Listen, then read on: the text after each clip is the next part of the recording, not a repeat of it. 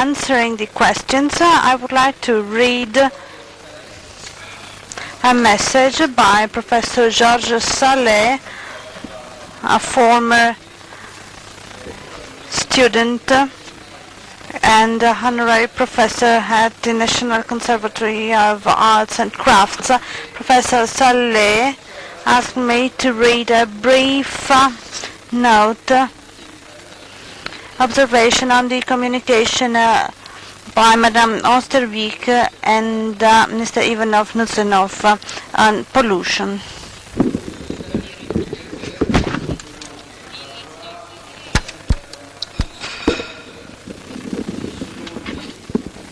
So there are reservations on the observation of these three authors.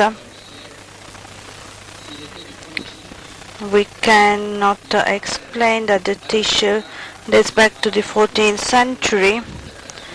We must remember the principle of any dating test, and we observed that as to radio dating, a difference of 13 centuries correspond to 17% as to the test with carbon-14. Corrections have been made as to the eras of radiocarbon dating. Considering the atmosphere, we must also take into account the isotope fragmentation during the photosynthesis of vegetable species such as flax. I would like to add that Mr. Salé lacked the last communication by Mrs. Osterbeck and Ivanov when he wrote his comment. Anyway, the text by Professor Salé is at your disposal just outside of the hall. Anyway, Professor Distolf said that the mass of carbon-14 as compared to total carbon is not the same in a plant, but as far as cellulose in flax is concerned, different values are involved. So the dating cannot be modified by more than a few years. He approved the criticism by Ivanov and Kuznetsov as to the normalization of delta carbon 14 and 13 coming into play, but he notices that the experimental values found by the two authors as to these two delta values, as to cellulose existing in the fabrics, are quite different from the values usually admitted. So for that era, values are for a number of decades.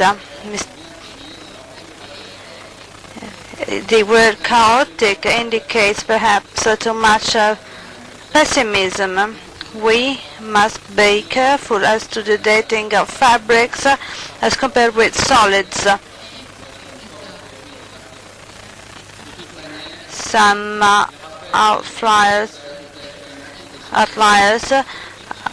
are so considered just because they do not correspond to the theories formulated by the scientists. Anyway, statistical experts are concerned with calculating the uncertainty margins. Then he explained how come he refuses to admit the reality of isotopic reaction carbon 12 and 13, just as stressed by Mrs. van Oosterwijk Kuznetsov. This is in contradiction vis-à-vis information in nuclear physics.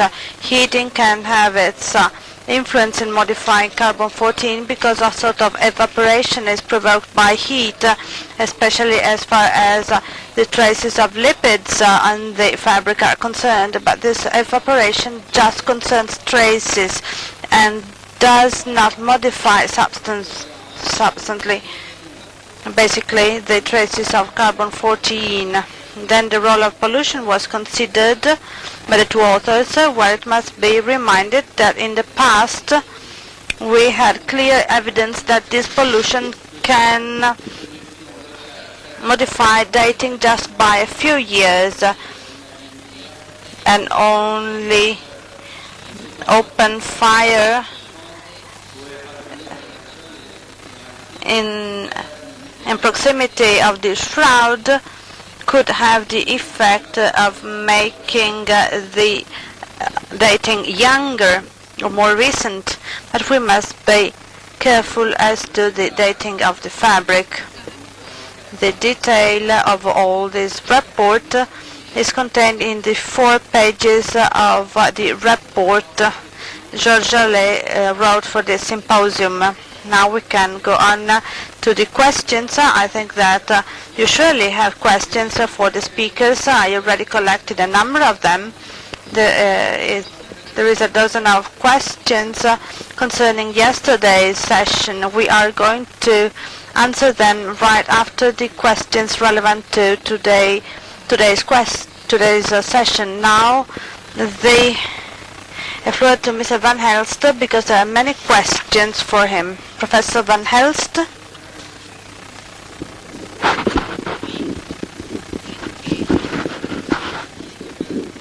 Here are the written questions. Professor Van Helst, can you please answer these questions written for you?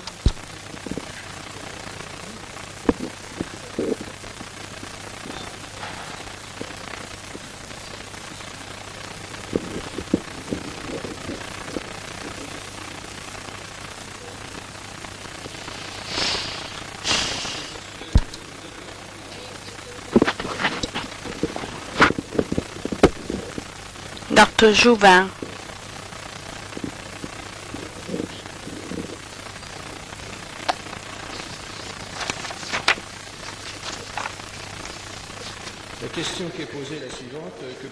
The question I'm asked is the following. What's your opinion about the 8 original Arizona dates which are not published on Nature, which are only published as to Arizona? There are dates which are absent. They were not supplied.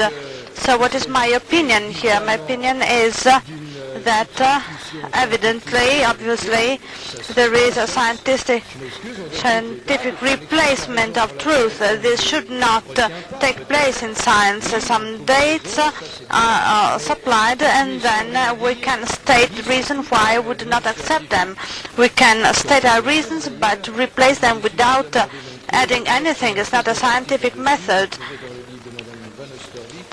Anyway, I explained you that there is an article in the work by Mrs. Van Esterik showing what are the reasons supporting this. But as far as Mr. Saleh is concerned, he is a mathematician, so I would like to add the following. He failed to stress calculation or methodological error on the mathematical level, errors contained in the magazine Nature. So this is my objection I wish to express to him. But the chairman tells me that he cannot answer here. And I cannot answer in the place of Professor Saleh since he is not here. Of course, we can have outliers, but I had already stressed this in my answer anyway. I must thank Professor Vene since he stressed many methodological issues. So we must absolutely read what Professor Van Helst says. Thank you, Professor Jouverou. Now a question to Professor Kuznetsov. Professor Kuznetsov, can you please come and answer the questions?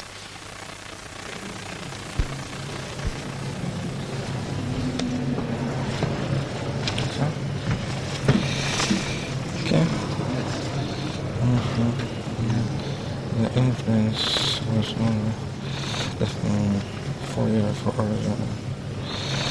Okay, the question is, the British Museum, Dr. Lees, wrote to me that the influence of delta carbon 13 was only 1 year for Arizona, what's your comment?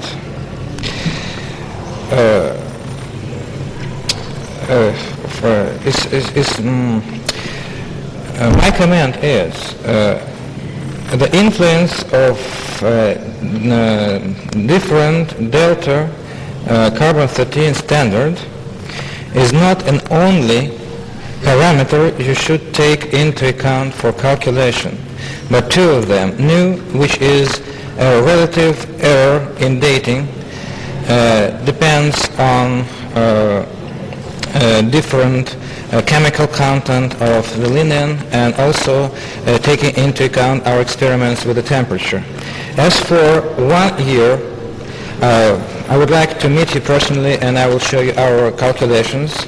We calculated not only Arizona but Zurich and all other data, and standard equal to 19 instead of 25 itself, even without nu, gave us results which differ from results obtained by Damon et al. By 50 or 60%. But I would like to repeat again that normalization standard, of course, very important correction, but not only. And our statement is we have to incorporate into our system of equations two parameters, this one and nu.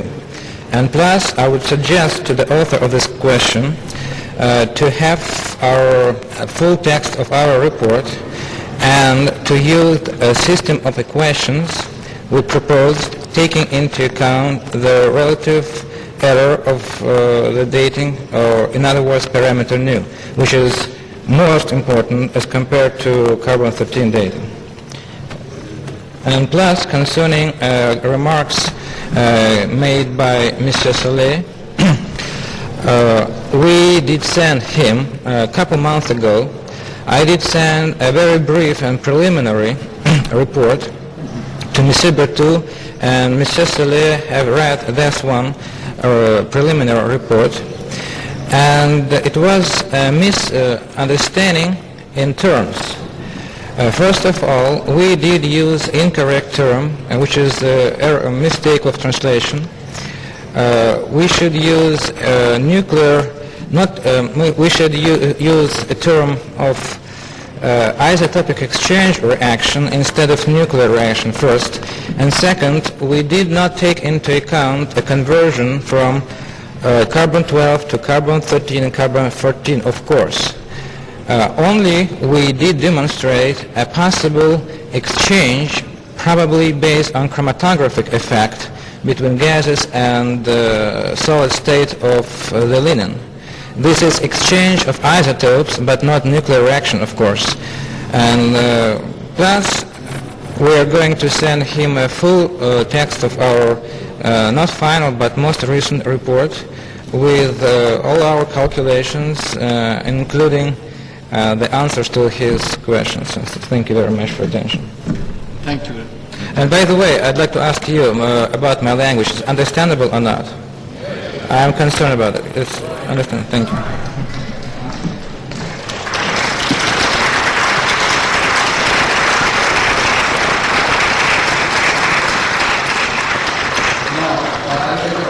J'ai une question destinée à M. Silvio Diana. Est-ce que M. Silvio Diana nous répond?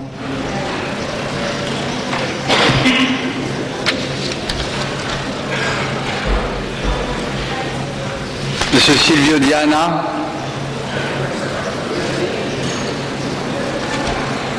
je crois qu'il est sorti.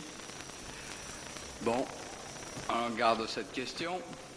Donc, j'ai une question pour Monsieur le Docteur Ladou. Question for him. Now, question to Dr. Ladou.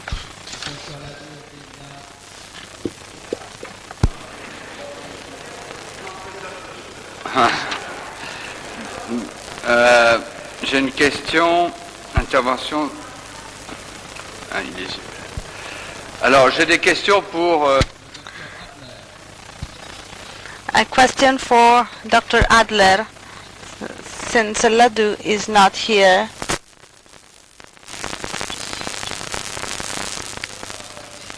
We have a number of questions for Dr. Adler and a number of questions relevant to yesterday's reports. Ah, vous êtes Dr. Diana. Okay. No, could you read it? It's written in French. You understand? You want a translation? It is said that the clothes is getting. Si dice qui. Of course. Do you understand the English? Sono parlo italiano. Why don't you tell him to put on, someone should tell him to put on the head. If the speaker reads loud the question, the interpreters will translate it. It will make it much easier for everybody, also for the audience. Just tell him. Vous avez un train en italien? The speaker probably did not understand. Oh, écrite en français et The question is written in French, and Mr. Diana does not understand French, but since there is a service of simultaneous translation, he could use it in order to understand the questions.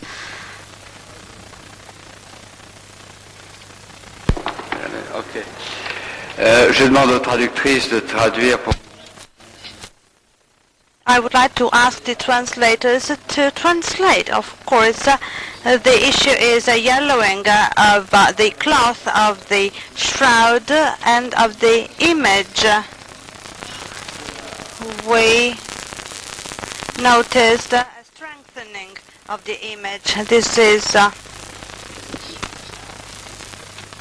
visual. Is this a visual result depending on photometric assessments, measurements?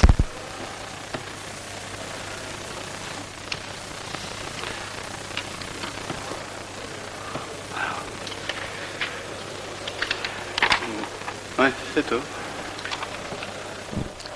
La domanda mi sembra abbastanza pertinente. It's quite a relevant question. When we saw the private display in Turin of the Holy Shroud, we noticed that at the beginning of our observation, and I stress at the beginning, the image was not visible, either due to the effect of the lamps, which were provided within the hall, or perhaps due to an emotional factor. Anyway, the image was not discernible. Most likely it was an optical effect. After some 20 or 30 minutes, the image started becoming visible, and after 1 hour it was clearly visible. So the image, we could photograph the image after 1 hour because it had become most evident and most visible. Perhaps it was an optical effect because if an environment is lighted with a cold light, this kind of effect is created, then the image became visible. Photographs could be taken, and it remained, it stayed as we know it. There is not a deep yellowing, a strong yellowing of the image, but the risk, the possible risk of yellowing was considered by us. And why? Because in the casket where the Turin shroud was kept, because it is no longer there now, in that casket some effects of oxidation could be produced, could take place, hygroscopic effects due to the poor preservation in this wooden casket, although a velvet lining was inside it. So the risk that the image could suffer a further oxidation has been now removed, has been now eliminated, because the Turin shroud has been put in a glass casket with the controlled temperature, so both humidity and temperature are steady in order to get rid of the greenhouse effect. We reached this result after the private display, and the church had this casket built with a controlled atmosphere, and the risk is no longer there. Of course, a slight degree of oxidation could take place because blood can be oxidated, that is, it suffers the effect of air and light within this casket. Light is now adjustable. So,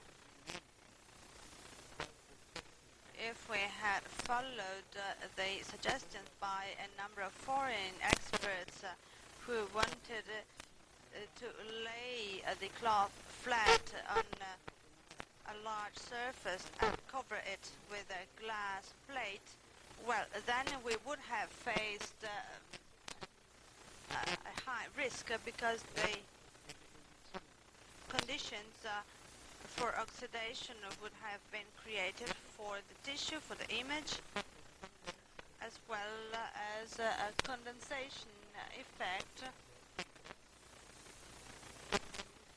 The blood particles would have adhered to the glass, thereby creating a final preservation effect. So the question is the following. Could you see any oxidation process? To a minimum extent, this oxidation process do exist. The risk was now prevented, was now removed, because presently the shroud is preserved in an optimal way. So the risk is no longer there, and we hope to be able to improve this condition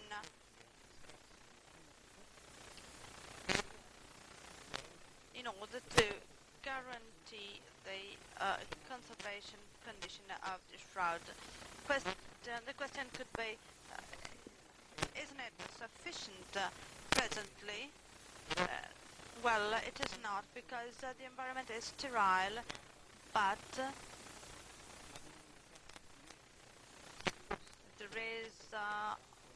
does not exist a condition linked to an inert gas.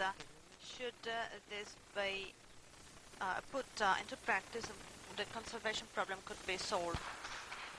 J'ai une question pour Madame